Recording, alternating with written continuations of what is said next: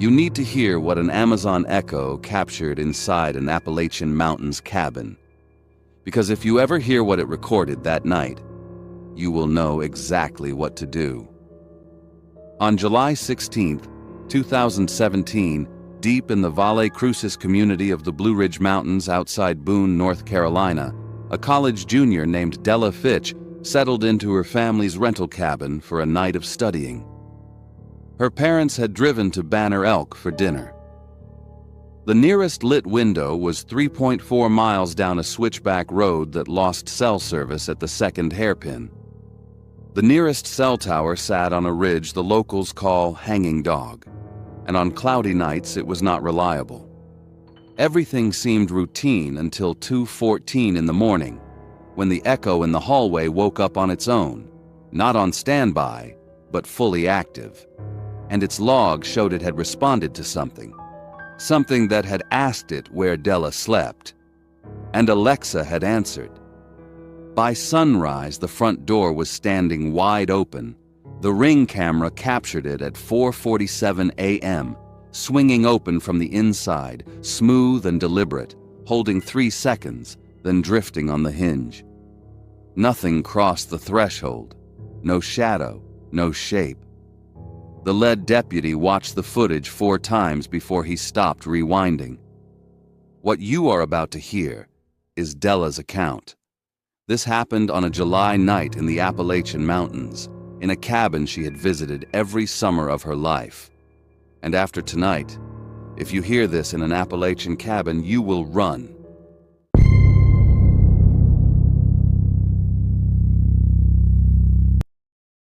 Della was a junior at Appalachian State in Boone, environmental science 2 years into a thesis on watershed erosion in the Watauga River Basin, with the face of someone who had been staring at the same paragraph for 40 minutes. The cabin sat off a fire road in Valle Crucis, a 3-bedroom A-frame built in 1968, single-pane windows that fogged on the inside, a porch listing slightly left. Pine resin, cold wood smoke, cedar in every drawer. Study playlist on the echo in the hallway. Bill Evans, Waltz for Debbie, same album since sophomore year. A cheap yellow Expo highlighter bleeding through the page. 2 pages into a paper she would not finish. Her parents texted at 7:12 p.m., staying in Banner Elk back by 10 in the morning. Her roommate Priya had texted at 3. Text me when your parents leave. You are not staying in that hollow alone. Della sent a thumbs up and set the phone face down. The tree line closed to within 40 feet of the rear. The back deck light burned out 2 summers ago, never replaced. After dark, the rear of the cabin was an open mouth. The front door had a quirk she had known since childhood. The latch plate was slightly misaligned. Unless you lifted the handle while turning the deadbolt, the door sat in the frame without catching. She did it every time by muscle memory. She did it when she came in at 3 p.m. The deadbolt turned with the click that meant it held. She marked her page, set the highlighter on the desk, pulled the blanket off the couch, texted Priya before she fell asleep. Just me tonight. Parents back at 10. Priya read it at 10:52. Did not respond. Outside, the creek ran behind the property, and a wood thrush called from the tree line. Then, between one breath and the next, it stopped mid-call, as if something reached up and turned it off. The creek kept running. In Valle Crucis, the families who have lived in these hollows for generations have a name for that silence. Della Fitch did not grow up in a hollow. She did not know the name. The echo's blue ring lit the hallway at 2:14 a.m., not the slow, dim pulse of standby, the full active listening wheel rotating, the same ring that spun when you called its name. Della opened one eye. The album had stopped. The hallway was dark except for that ring, turning slow, blue, patient. She opened the Alexa app. One entry in the activity log, timestamp 2:14 a.m., Audio not recognized. The device had responded. Its speaker had emitted a low, half-formed syllable before going silent. Whatever triggered it had not asked for music. HVAC misfire. A truck on the fire road a mile out. She set the phone face down on the nightstand and lay back. At 2:31 a.m., the ring activated again. The log read, "I'm sorry, I didn't get that." Alexa's standard response when it mishears. Except the sound that preceded it, captured clean by the device's 7-microphone array, was close enough to Della's name that her brain processed it before she could decide not to let it. She sat up. The hallway was empty. The ring went dark.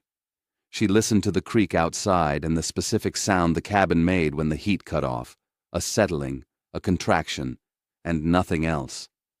Then the smell hit her, copper and something mineral, like a struck match after the sulfur clears, coming from the direction of the hallway. The wood stove had gone cold 3 hours ago. There was no match. There was no source she could name. She opened the app again. At 2:47 a.m., phone in hand, watching the hallway from the bedroom doorway, a new entry populated the feed. Time-stamped 2:41 a.m., 6 minutes ago, while she had been standing here watching the hallway. Audio not recognized. And beneath it, a second line. "Alexa, where does Della sleep? I found something for you." She read it twice. The 7-microphone array was engineered to hear through ambient noise, through walls, through sleep. It had not misfired. It had heard. It simply could not identify the source, because whatever spoke was standing 18 feet from the device inside the cabin, while she was standing 20 feet away, looking at the wrong end of the hallway. Priya's contact sat one tap away on the lock screen. "Text me when your parents leave. You are not staying in that hollow alone." It was 2:47 in the morning. The drive from Boone was 20 minutes on mountain roads in the dark. What was she going to say? That her echo misfired twice. She did not call. She stood in the doorway for 11 minutes. The copper and mineral smell was stronger now, between the echo and the front door, not the bedroom. The creak behind the cabin had gone inaudible, not stopped, something else. The sound of the water simply no longer reached her, the way sound stops reaching you when something closer fills the space where it was. Her parents would not be back for 7 hours and 13 minutes. She went back to bed, left the door 3 inches open the way she always did, because a fully closed door in this cabin made the room feel sealed. Every summer of her life she had slept behind that 3-inch gap. It had never once bothered her. She pulled the blanket to her chin and watched the gap and listened to the nothing where the creek used to be. The detail that kept coming back to her, the one she circled in her statement at 6:30 a.m., the one the deputy wrote down and then stared at for a long moment before writing something else, was that the log showed the question had come from inside the cabin, not outside. Not a car on the fire road, 18 feet from the device. Something had been in that hallway. It had wanted to know where she slept, and Alexa had told it. And now I want to tell you something before we go further, because what Della hears next, through the window glass 6 feet from her head, is the part I have not been able to explain away. Keep reading. The blanket was not warm, 20 minutes under it, and Della's feet were still cold. The cabin heat ran on a timer. It cut off at midnight. The window glass was cold enough to fog on the inside, and a draft moved along the baseboards that had not been there an hour ago, running in the wrong direction for any door or window she had left open. She had not moved. Phone dark against her chest. Eyes on the 3-inch gap in the bedroom door. At 3:14 a.m., from directly outside the bedroom window, not through the echo, not through the app, but through the glass 6 feet from her head. Weight shifted on the rear deck. One placement. Stillness. A second placement. Closer to the window. The back deck light had been dark for 2 summers. She did not move. She counted. The deck boards out there were original to the 1968 build. She knew the way they sounded underfoot because she had walked them every summer of her life. What she heard now was heavier than she was, and slower. The slowness was the part that got into her. She opened the Alexa app. She was looking for an explanation that would make the log entries add up to something she could live with. The app showed nothing new. The hallway was quiet. The ring was dark. She played the 2:41 a.m. entry again, the one the deputy would later request a copy of. 3 attempts before she understood what she was hearing. Not because the recording was unclear, because the word it said was her full name, first, middle, last. Said the way someone says a word they have been practicing getting right. She played it once, set the phone down, picked it up, played it again. The echo's microphone range was 22 feet. The bedroom was 18 feet from the device. Whatever said her name was not outside on the deck. It had been in the hallway, between her and the front door, 8 feet from where she was lying right now. Priya's text sat unread on the lock screen. You are not staying in that hollow alone without someone knowing. It was 3:52 a.m. The only person who knew she was here was asleep in Boone, notification unread, while something 18 feet away had practiced her name into a microphone. The decision was simple. Get up, cross the room, close the door, turn the lock. 14 inches of hollow core wood between her and the hallway. Della did not do it. She pulled the blanket to her chin and kept her eyes on the 3-inch gap. She could not have explained the reasoning, except that some part of her had already decided that closing the door was an acknowledgement, that it would mean she knew something was out there, and that once she knew that, in the way that action makes a thing real, she would not be able to unknow it. So she stayed still. She ran the math on the microphone range and the bedroom distance and kept arriving at the same number, 18 feet, and did not let herself finish the calculation. The temperature in the room dropped. Not the timer. The heat had been off for hours. This was different. A 4-degree drop she felt on her face and the backs of her hands above the blanket. The draft along the baseboards was strong enough now to move the fringe on the throw rug at the foot of the bed. She had not looked at the corner past the foot of the bed. The far corner, where the closet door stood and the overhead light never quite reached. In 40 minutes. Not once. Not because she forgot. Because some part of her had already run the calculation on what looking would cost. The Alexa log showed nothing between 3:52 a.m. and whatever came next. The hallway stayed quiet. The gap stayed 3 inches. And the corner at the foot of the bed stayed the one place in the room her eyes kept not going. The corner moved, not the closet door, not a trick of the window light shifting. The dark itself displaced, the way air moves before something moves through it. And Della's brain registered the change before she had language for it. A mass, a presence, something that had been standing in the corner long enough to be perfectly still and had now decided to stop being still. It stepped forward. One step. Then it stopped. The gray light from the window fell across the foot of the bed and caught the edge of it.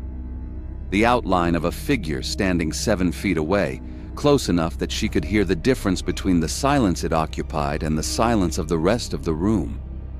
Those were not the same silence. She did not scream. Her throat had simply stopped working, the way a circuit trips, not gradually, all at once. The figure was tall.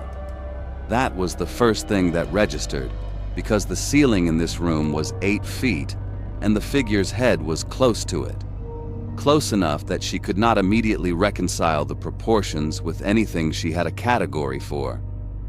A tall man. It had to be a tall man. She held on to that the way you hold on to the thing you brought into the dark, before the dark shows you what it brought. Long-sleeved. She could see the shape of a forearm, a wrist, the hands hanging loose at the sides. The arms were too long. The hands hung well past the hips, past where hands should hang, past where they had any business hanging on a body that was otherwise built like a man. She noticed it, and then tried to unnotice it, the way you try to unsee something your brain has already filed.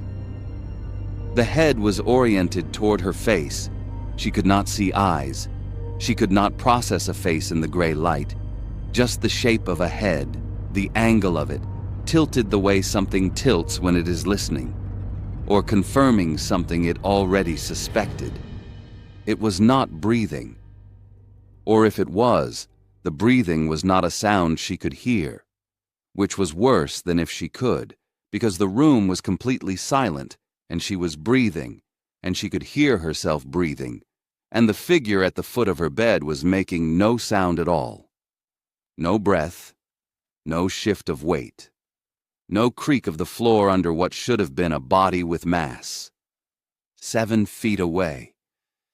The smell was overwhelming now, copper and mineral, and beneath that something organic she would not place until 2 days later in a gas station parking lot when the car at the next pump opened a bag of topsoil. Earth. Old earth. The kind that has not seen light. Her right hand, still holding the phone, could not unlock the screen. Her thumb found the sensor and missed it and found it again and missed it again. The phone stayed dark.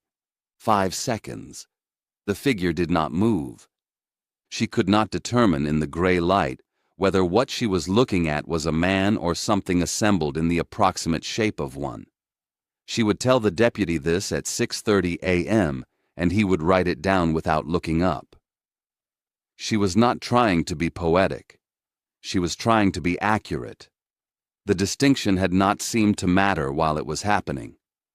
What mattered was the stillness, the specific quality of it, the stillness of something that has found what it came for and is in no hurry now that it has. 10 seconds. Her chest was not moving. The throw rug fringe at the foot of the bed had gone still. The draft was gone.